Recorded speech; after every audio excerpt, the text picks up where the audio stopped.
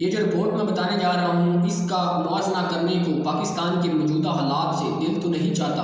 لیکن کیا پاکستان کے شہری خوش ہیں؟ کیا پاکستان کے شہریوں کی سالمیت کے لیے ایک بھی قدم اٹھایا گیا؟ کیا پاکستان میں سوائے سازشوں، مکاریوں، جھوٹ، دغا بازیوں کے کیا کیا جا رہا ہے؟ کیا کوئی ایک بھی چیز ہے جو اسلامی جمہوریہ پاکستان کے اقتدار کے مطابق ہو؟ تو اس کے اوپر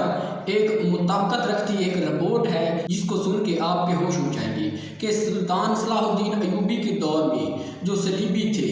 انہوں نے چند ٹرینڈ لوگوں کو، جنہیں اسلام کے مطابق انہوں نے رہنا سہنا سکھایا، لیکن اندر سے وہ یہودی تھے اور باہر سے وہ پکے مسلمان نظر آتے تھے، ان کو انہوں نے سلطان صلاح الدین ایوبی کی صفوں میں داخل کر دیا، جنہیں اسلام کی مکمل تربیت دی جاتی تھی اور بظاہر وہ لوگ مسلمان نظر آتے تھے، اور یہ لوگ آہستہ آہستہ اعلیٰ عہدوں تک پہنچ گئے اور سلطان صلاح الدین ایوبی کے بعد مسلمانوں کی جڑیں کاٹنا شروع کر۔ اب بظاہر دیکھنے میں تو یہ مسلمان نظر آتے تھے، لیکن ان کے تمام فیصلے ریاست مخالف ہوتے تھے اور اس کے اثرات بعد میں نظر آنا بھی شروع ہو گیا، مگر لوگوں میں عام تاثر تو یہی جاتا تھا کہ یہ تو مسلمان ہیں، اپنے ہی ملک، اپنے ہی مذہب کے ساتھ یہ اس طرح کیسے کر سکتے ہیں۔ جب اس کی سازشوں کی پرتیں کھلنا شروع ہوئی تو بہت دیر ہو چکی تھی، اور سلطان صلاح الدین ایوبی کے دور میں جو علاقہ فتح کیا گیا تھا اس میں سے زیادہ تر حصہ جو ہے وہ صلیبی واپس لے چکے تھے۔ مسلمان اپنے ہی درمیان موجود یہودیوں اور غداروں کو پہچاننے سے قاصر رہے، انہیں یہی بتایا جاتا رہا کہ اقتدار کے قابض دراصل ان کے خیر خواہ ہیں،